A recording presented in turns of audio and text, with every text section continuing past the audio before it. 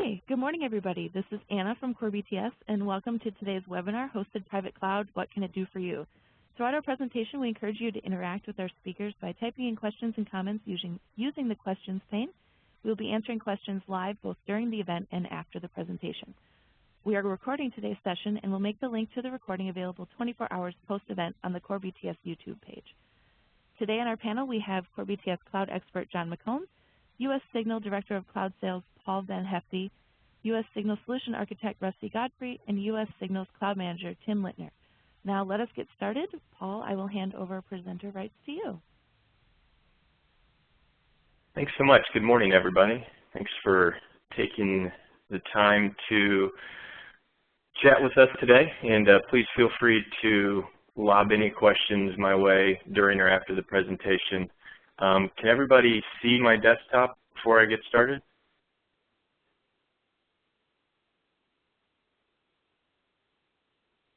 I take the silence as a yes.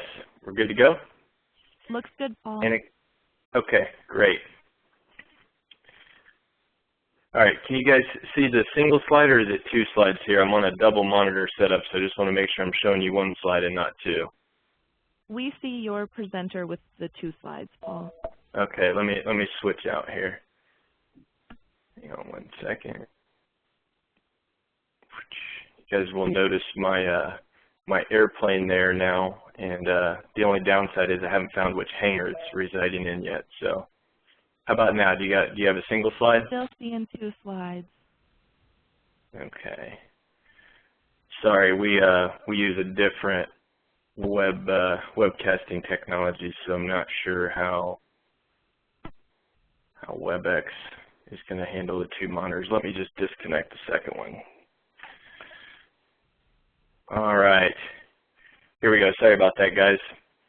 All right. Well, perfect. Well, I just want to get a quick Dilbert wisdom in before we get started, and I won't insult everybody's intelligence by reading this to you, so I'll just give you 15 seconds to read this really quickly.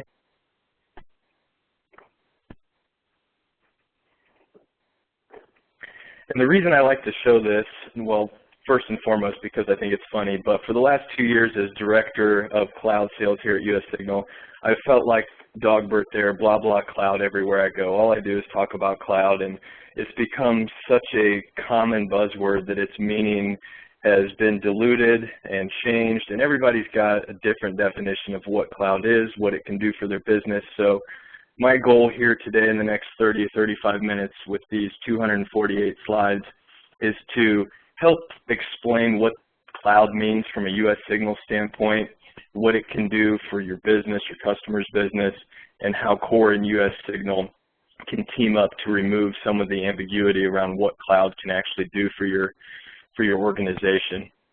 So with that said, for those of you that don't know U.S. Signal, I want to give a quick high-level overview. We are a privately held, debt-free company headquartered in Grand Rapids, Michigan. We own 14,000 miles of fiber all throughout the Midwest. We've been in operation for 12 years now, and we have a strategic partnership with Cisco. We're one of about 24 Cisco-powered clouds in the country and one of a select few here in the Midwest. And we are all built and based on a VMware architecture, and this helps us deliver our 100% SLA on our cloud resource pools to our customers. So just graphically speaking, this will give you an idea of our network footprint throughout the Midwest. As you can see, we're densely populated in a number of Tier 1, 2, and 3 metro areas. Got a lot of long-haul fiber. And the history of our company actually stems back from originally selling long-haul fiber to the big carriers, you know, the Verizons, AT&Ts, et cetera. And then we've peeled off of that and started 8-9 years ago selling services directly to customers. So based on our relationships with these other carriers, we actually sit at the core of many of their networks, which makes integrating cloud technology and delivering low latency performance down to the end users a unique value add for us versus some of our other competitors. The analogy I like to give from a cloud standpoint is, you know, our data centers are the train stations, but we also own the train tracks, right? So Some cloud providers stand up infrastructure as a service, and then they buy network pipes from different carriers, and there can be a little bit of confusion, not one throat to choke type mentality. So based on our history of uptime for these 8 data centers around the Midwest, we're able to deliver highly redundant, secure environments to deploy our cloud solutions out to our customers. So just real quick here, you can see the 8 data centers around the Midwest. We are a HIPAA compliant organization, and we also have a HIPAA compliant cloud product. We adhere to SSAE 16 SOC 1 Type 2 standards, undergo regular audits, and we are very much an open book when it comes to this sort of thing in terms of letting people that are potential customers and existing customers see our third-party audits, tour our data centers. We very much want people to have a certain level of comfort when it comes to the security best practices that US Signal deploys throughout our environment. So real quick, I don't want to beat you guys over the head with a massive long product set, so I tried to just dial this into 4 key components. We've got the network options, your traditional MPLS, Internet, Ethernet, private lines. We've also got co-location facilities, so marrying up the network with our colo facilities allows us to provide high uptime and access to those facilities for our customers and our partners to store equipment and run equipment in a highly available environment. We've also got our cloud hosting, which I'm not going to get too far into the weeds here, but we have different types of resource pools, and essentially a resource pool is a number of vCPUs, so gigahertz, RAM, storage, and then we deliver that through VMware's vCloud Director to allow management of whatever type of workloads customers want to run. You want to run a domain controller, SQL Server, file server, what have you, Exchange. It's really up to our customers to decide what type of applications they want to run, and we carve out the resource pool off of enterprise class equipment and basically give them a little slice of that environment for their own use. And then finally, cloud storage. So think of archival purposes, right? A place to store data off-site, geographically diverse from a primary location. Here's just a quick glance of some of the things that are newer to our solution stack that we're really excited about. So HPC POC is a little bit of acronym soup there that stands for Hosted Private Cloud Proof of Concept. So our HIPAA compliant offering is what we call our Hosted Private Cloud, and essentially that is a segregated set of compute blades, dedicated storage that we set up and let our customers utilize without any worry of any other customers, noisy neighbor, any type of those issues are eliminated. We're actually able to turn over hypervisor access in that environment as well. And as our HIPAA compliant product, we will sign a BAA, Business Associate Agreement, with our customers and or our partners. And if anybody has been following the Omnibus rules and the HIPAA breaches and things like that, this is a great way to provide a HIPAA compliant infrastructure for organizations to run their IT infrastructure. Data Protection Suite, we're going to spend some more time diving into that, but essentially think backup and recovery, protecting the data, protecting the business.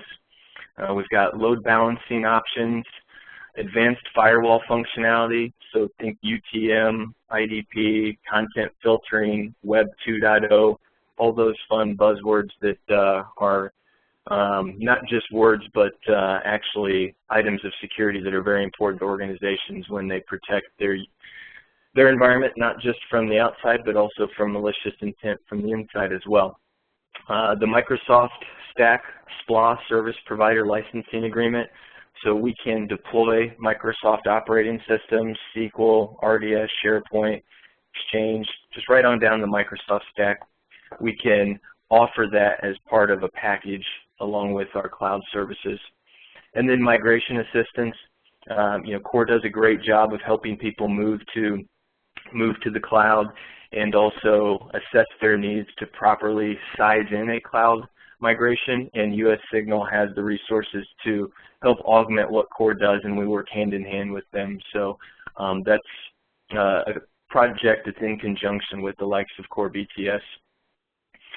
Real quick, US Signal difference. We've got local support teams all throughout the Midwest, and our goal is to provide subject matter experts, engineering, networking, security experts to help our customers, help our partners work hand in hand. So you don't have to feel like you just need to take your credit card to an online portal and buy something that may or may not be right-sized for your needs. We've got a 24/7 NOC, works closely hand in hand with the core NOC. These folks are not the 1-800 call tree that you might expect from a typical carrier. Our average call time in 2013 was answered in 19 seconds, and that's by an engineer, not just a call tree guy with a checklist, and they will actually handle the situation and make sure that resolution is satisfactory if the need should arise. As I mentioned before, with the Cisco-powered cloud services on our resource pools, we offer 100% SLA. We don't get into 3 nines, 5 nines, anything like that. Our commitment is it will be available, and if it's not, we owe you money. Pretty simple. And to US Signal, your customer is not just an account number to us, and I know that sounds like lip service sales guy talk and you don't know me from Adam, but if you talk to any of our customers, it is truly a different experience working with US Signal, and we've built a reputation on that level of service over the course of the last 10 to 12 years or so. So as far as partnership standpoint, we don't envision ourselves as a large OEM company that just sends out quotes. We really want to help our partners and our customers make sure that they right-size their cloud environment, make sure that their IT needs are met. And we're a channel sales-driven organization, right? So we're not out there competing with our partners, selling directly to these customers that our partners bring us. We work hand in hand with our partners. We've got a few key partners, and in the area here that most people, I assume, are hailing from on this phone call, Core BTS is our key partner, one of the finest we've got across our footprint, and we really appreciate the partnership that they provide for us. So real quick, just on the cloud benefits, I don't want to belabor this too much. I'm sure everybody's read the various trade rags and has seen a few of these things, but at its core, no pun intended, it's a flexible environment, right? You can add resources, RAM, storage, reduce resources, so you don't have to always be mindful of exactly what the growth will be 3 to 5 years down the road. Compliance, this is a really big one. Customers have ever-increasing regulatory burden, so providing compliance levels that meet their business needs is something that we're able to do, and that can often eliminate some of the equipment costs that would be associated with building, for example, completely HIPAA-compliant environment. Disaster recovery, we're going to spend a little bit more time going into this on the subsequent slides. This is a very hot item for US Signal and for Core as well.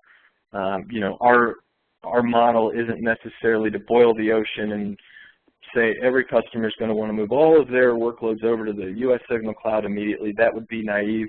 We do have some customers doing that, of course, but a lot of our partners and our customers are augmenting what they're doing today with disaster recovery cloud options.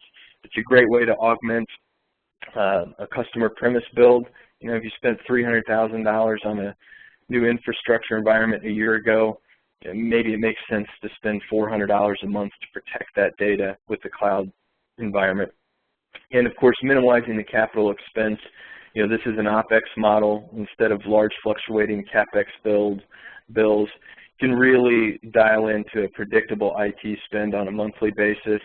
By the way, we don't charge for data in and data out of our cloud environment. A lot of our competitors do that, and then that can create what I call the Verizon teenager effect, where maybe you've got 2 gigs of data a month, and teenager goes to Florida for spring break, streaming Pandora, watching YouTube, what have you, and all of a sudden you've hit 12 gigs and you get a massive bill. The same thing holds true in cloud with a lot of providers. It looks like a low cost of entry, but when you get that first bill, it can be sticker shock. With US Signal, because we own the network, we don't charge for data transfer fees in and out, and I think that's an important differentiator for us. And it's also important to note that once you're utilizing the cloud with US Signal in one of our data centers, for example, you can actually grab workloads from other data centers as well and use our carrier-grade backbone at no charge. So some of our customers, for example, will put VMs in, let's just say, Madison, and then put VMs in Grand Rapids, and they'll utilize the 10 gig backbone between the two to replicate data, push backups, what have you. We don't charge for that. We don't throttle the bandwidth down to 10 meg, 100 meg. We let them utilize the full 10 gigs because we own all the fiber between those data centers. So that's another big differentiator for us on the transport side of the house. So with that said, and for those of you that bared with me for that product overview, I appreciate it. Let's dive into what's been really hot and popular here recently, and that's all centered around the backup and DR conversation. And the reason this is so important to so many of our customers is we often find that even the best plan for disaster recovery scenarios aren't actually able to be executed effectively. I'll give you two quick stories on that front.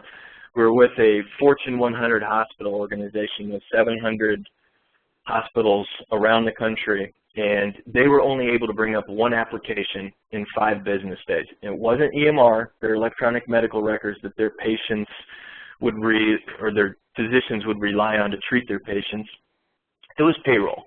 So in 5 days, they were able to make payroll, and that was the extent of their successful DR trials. Another example for you is a $900 million retail company that was utilizing nothing but tape for backup, and the CIO fully understood that it was nice to have, it's great for archival, but if they had a disaster at their data center, they didn't have a recovery landing pad, and that's one of the things that cloud can offer, is a cost-effective location to recover IT organizations' business-critical workloads in the event of a disaster. So with that said, the second bullet point here is that the disasters or data loss can cripple or end a business. There are a number of statistics out on the internet. You can Google this. I just pulled 2 of them real quickly off just to give you a high-level overview. United States Small Business Administration and Gartner both have done studies, and the number of businesses that don't survive a 1 or 2 year time frame after a disaster, the numbers are just staggering. So those are both reasons why organizations are looking to beef up their DR plan. And a lot of organizations, unlike our traditional termed carrier contract or server refreshes, they're oftentimes looking to augment or improve upon their DR plan, regardless of the server refresh cycle, regardless of where they are in their carrier contract term. It's just a big source of uneasiness with a lot of IT people and a lot of business leaders as well.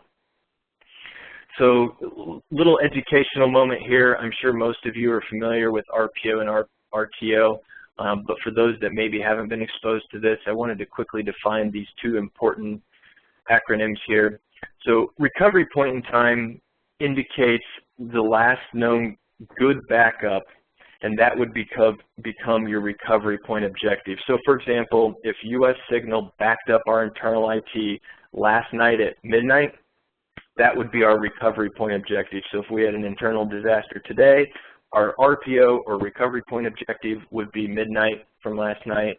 The recovery time objective is the total time it takes to recover. So if right now we had a disaster, our last known good data backup was at midnight, and then it took IT 4 hours to recover, then that 4 hours would be our RTO. And as you can see on this graph here below, you've got to add the 2 together for the total amount of downtime that the business suffered between lost data and recovery. And then an important note down here later on is failing back to the original production environment after a disaster has been mitigated, survived, etc. So with that said, an important question to ask on the RPO front is, how much data are you prepared to lose? Can your business stand losing an hour's worth of data a day? That's not a question I can answer. That's really something up to the individual customer. You may have Bob's widget shop that he can operate with paper and continue manufacturing widgets, and losing a little data is no big deal. But a company like PayPal on the other end of the spectrum, they lose data if they're down, how many millions of dollars do they lose every minute, right? So on the right-hand side, the RTO question is how long can you afford to be down? And so many times when I was selling equipment for a gold partner back in my former life, CIOs I would meet with would say, can't afford any downtime, want active. Say, okay, here's the price. They'd look at that, digest that for 10 seconds and say, okay, what I meant by active was I need these 4 applications to be back up in 4 hours, and these other 8 applications, 16 to 24 hours, right? So it always comes back to a cost justification conversation. The closer you get to 0 downtime, typically the higher the cost. Now, that is lessened by augmenting a traditional IT infrastructure with cloud. So getting closer to that 0 RTO and RPO, reducing the amount of data that's being lost, reducing the amount of downtime has become more and more cost effective by leveraging cloud technology. So with that said, here are some numbers from VMware.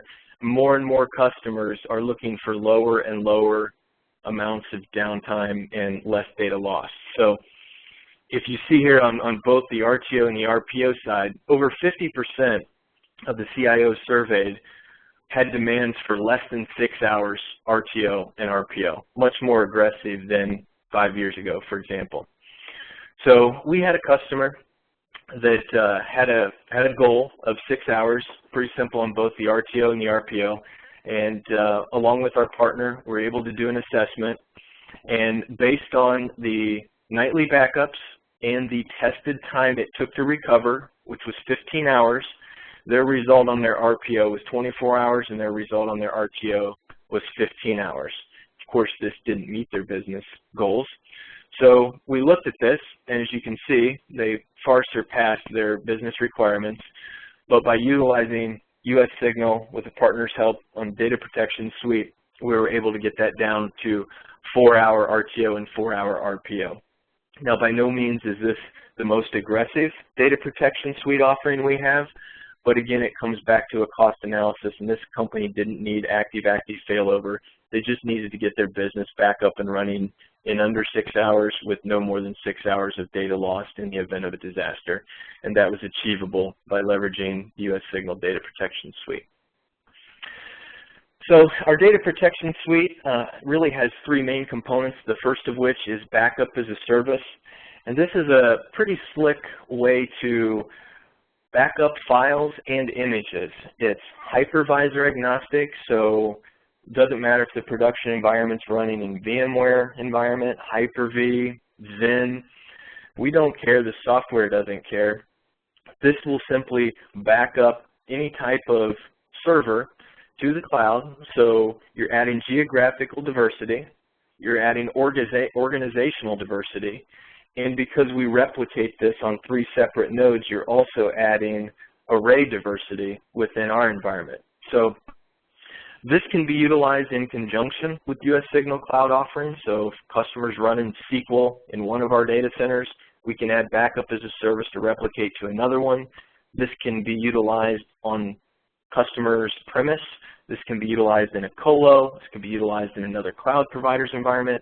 It doesn't matter. This can be deployed in any environment, and it will back up to the US Signal Cloud. Now, core or the customer, however that relationship works on who's going to own the management, it's very simple. They can schedule the backup times, the retention policies, even throttle the bandwidth to meet the customer's needs. So the customer can manage that, core can manage it for the customer. And you only pay for what you use post-compression. So, for example, customer has a terabyte of data. Well, that's compressed at 50 to 70% before it's ever sent off-site. So right off the bat, that helps with bandwidth utilization. And then the monthly cost is based on the amount of compressed data that resides at the US Signal location. There's no extra charge for the 3 nodes. It's just very simple. You've got a terabyte for easy math, and you've got, let's just say, 50% compression. You'd be paying for 500 gigs of data being backed up. And that's encrypted before it ever leaves the site. So it's 256-bit encryption, and it's also encrypted at rest, so it's kept securely. And then this can be recovered anywhere. So the customer has the option to recover to the US Signal Cloud. They can recover back to the original location. They can recover to a secondary location, whatever meets their business needs. Here are just a couple of quick screenshots here from the management user interface. I don't want to spend a ton of time on this, but the idea here on the left is you can select what you want to back up, full disks, files and folders. You can do both. So for example, Susie in accounting deletes a spreadsheet. She can call IT and say, hey, I lost spreadsheet XYZ. They can recover that file from the last known save point for her, or IT can recover entire virtual machines. On the right-hand side here, you see it's very easy. You just select encrypt the backups using the 256-bit encryption, and then you can allocate how much bandwidth you want to utilize for this. Some customers want to utilize all that they have because they're doing a nightly backup at midnight. Other customers are backing up their data every 30 minutes, and they don't want the backup job hogging all the bandwidth from the folks that are utilizing it to do their day-to-day job. So it can be throttled and controlled very simply with this tool.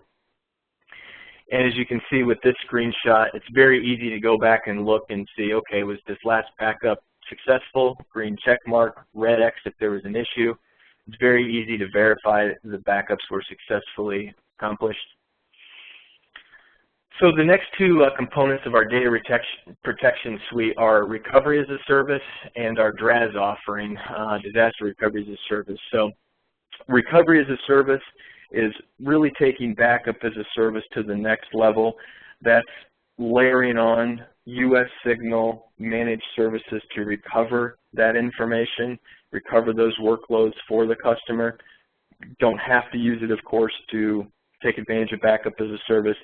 But the nice thing is with Recovery as a Service, the backup jobs can be tied to reserved resources or on-demand cloud resources, which keeps the cost on a monthly basis nominal. You know, those CFOs don't like paying for a lot of horsepower that they're not actively using. This is a great way to pay a nominal monthly fee to have access to resources when they're needed. And that can be in a disaster, or it can also be to test the DR plan. You know, you want to do biannually, you want to do quarterly. You can do testing with your recovery to make sure that the business needs are met. And then Disaster Recovery as a Service. This is getting closer to the replication, CDP, continuous data protection into the spectrum. So for those customers that have extremely aggressive RTO and RPO requirements with minimal downtime, that's what this particular level of data protection suite is for.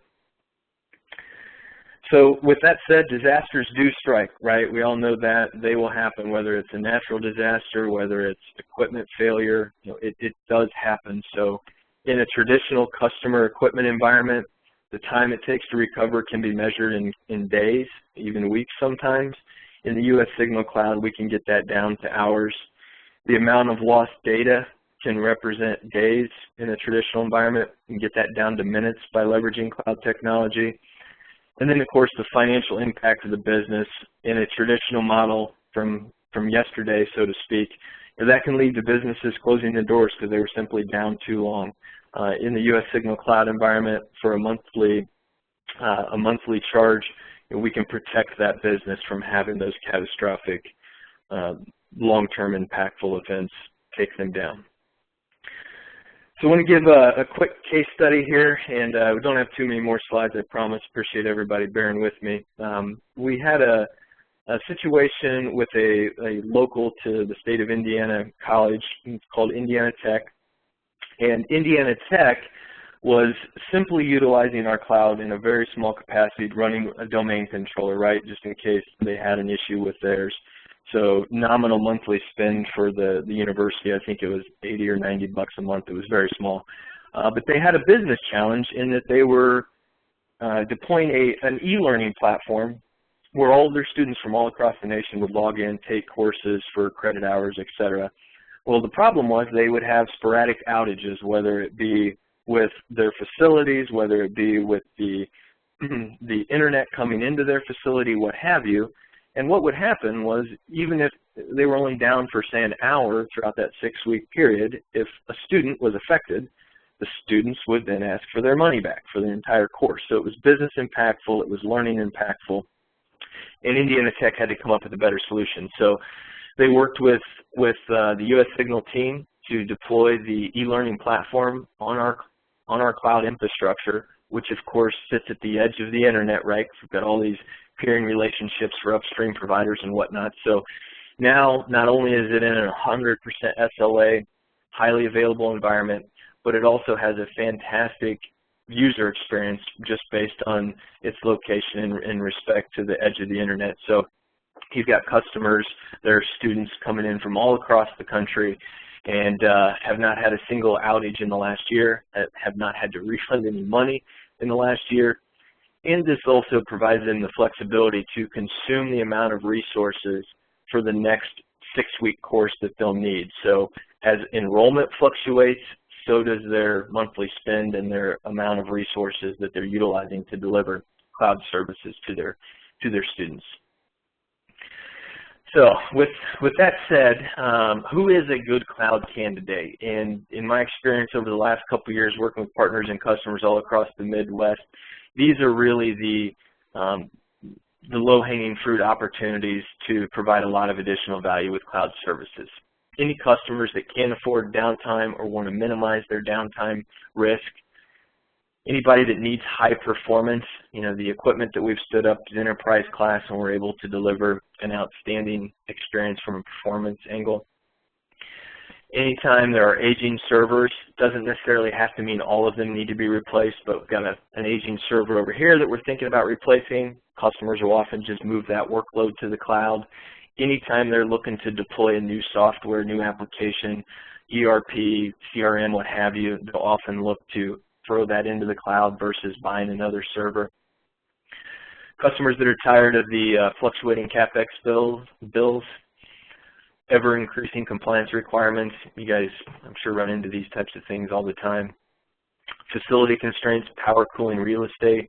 We had a credit union here in Indiana that had 10 power outages in the previous year, and based on where their facility, their headquarters was located, they couldn't add a diesel backup generator. It just wasn't possible based on their lease agreement. So anybody that has facility constraints may be a good candidate to look at leveraging cloud technology. Here's some basic questions to ask yourself. How confident are you in your backup, DR, and business continuity strategy? How much would downtime affect your business? This is kind of a nebulous one. Some customers have a good handle on it, some don't, but in addition to the easily quantifiable hardware costs and software costs, how much do you spend on a month-to-month basis for power, cooling, servicing, maintaining your infrastructure? What is your strategy for refreshing your servers? More and more customers are looking at refresh cycles and considering cloud to augment their existing strategy. And how do you envision cloud fitting in with your IT strategy over the next 3 years? And that can often lead to a lot of meaningful conversations. And finally, of course, we've hit on this before, what kind of compliance regulations do you have to adhere to? So the 3 main takeaways I want everybody to leave here with, if you remember nothing else. First, just about US Signal. But we're a Midwest-based company, local support teams, debt-free. We own these 8 data centers. We've got 14,000 miles of fiber. Our cloud customers know where their data resides. We're not sending it off stores out to who knows where. Our customers can tell us, hey, I want my data in Detroit, I want my data in Madison, wherever they want, that's where we'll put it. From an infrastructure standpoint, we're a Cisco-powered cloud, and we deploy that technology in conjunction with VMware. That's how we deliver 100% SLA on our cloud resource pools. And from a partnership standpoint, Core and US Signal are here to work together. Our joint customers don't have to have a fully baked cloud strategy, don't have to be cloud experts. We can be the blah blah cloud guy, and that's fine. But the reality is, we're not just saying blah blah cloud. We've actually deployed it. So even though it sounds like the blah blah cloud, Core is very adept at going in, understanding the business needs, and helping the customers translate blah blah cloud into meaningful business conversations. And then from a deployment standpoint, everybody knows Core is great at deploying, maintaining these sort of environments. So that partnership is really important to us. And that's why we wanted to make sure that we got in front of you all today to talk a little bit about that. And I thank you very much for bearing with me as I went through all of this. And now I'll just open it up to any questions that anybody might have. If they're easy ones, I'll address them. If they're difficult, I'll shoot them over to my colleague, Rusty, who's the smart one of the two of us. So any easy questions for me?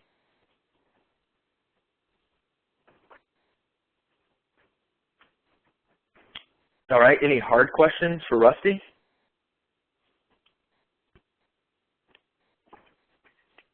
Have I been on mute for the last 30 minutes? Anybody awake? No, you have not, Paul. People, if you have questions, you can type them into the question and answer box, and we can relay those to Paul and Rusty.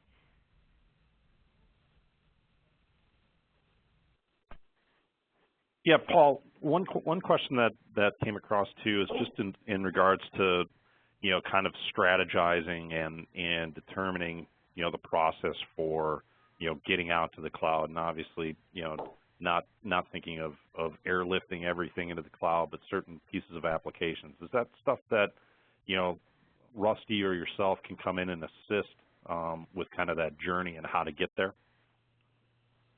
Yeah, absolutely. That's actually a lion's share of what Rusty does on a day-to-day basis, is working with the partners and the customers to come up with the cloud migration strategy. And every environment's a little bit different, right? Some people have to migrate to the cloud without having their production environment have any downtime. Other people can do, an 8-hour cutover.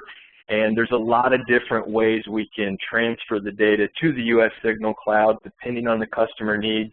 And Rusty's really good at helping identify the best path for migration. That may be sending the data over the internet through a VPN tunnel. That may mean the customer ships us a drive and it's onboarded that way. It may mean the customer goes to a kiosk and plugs right in and uploads directly to their environment. So, talking through the customer's environment, the applications, the bandwidth, all of those things help paint a picture for Rusty to come up with a migration plan. And then in conjunction with Core, obviously we can come up with a holistic team approach to safely migrating those virtual machines, getting them up and running, get the IP addresses pointing in the right direction. And to me, that's really where the value add for our type of service and our partnership with Core resides versus, say, for example, swiping a credit card with Amazon where you're kind of on your own, you hope it works, you hope the bill is in alignment with what you anticipated. Coming up with that migration strategy that provides a comfort level for the customer, I think is a key value add. Not to mention, a lot of times we end up doing some one-off things where we've got a lot of flexibility to maybe do something that isn't a standard product or procedure because it makes business sense for the customer. Maybe we're co-locating their Avamar and providing 10 1-gig cross connects over to our HPC environment, for example. Maybe we're bringing in the customer's F5 load balancers, just doing a variety of different things to make sure that the end result is a positive user experience and providing a resilient environment that can eliminate or prevent as much downtime as humanly possible. Fantastic. Good question. That was the only one that popped up on that fall. I'm sure we'll get a couple other ones that'll trail in via email. So wanted to thank Paul, yourself, and the US Signal team for taking some time today. Appreciate you walking through some of these things. And for everyone that's out there, if you do have additional questions or if you do want to sit down with Core BTS and US Signal to take a look at, there's obviously a lot of different things that can be done from a cloud standpoint, whether it be backups, disaster recovery, infrastructure type services. Please let us know and let your sales account manager know that you'd like to sit down so that we can walk through those things and if nothing else, give you some of the information that you're looking to gain as you go through this. So with that, Anna, is there anything else, any other things that popped through? We actually just got a question here from Kent. Kent wanted to know if there are any limitations on existing client platforms for disaster recovery, specifically IBM AS400 iSeries. And Paul or John, if you need clarification on that question, I can unmute Kent for us. No, that's a good question, and the AS400 question is one that I know that our SEs and our engineers have fielded a number of times. I'm not smart enough to give the answer to that, but I'm going to ask Rusty if he has any input on that front. Yeah, thanks. Actually, at this point, if that iSeries is running a Linux OS, I believe there's support for an agent for that. At this point, if it's not, if it's running native OS, then not at this point. As far as in terms of our backup as a service client thus far, and I hope that helps answer.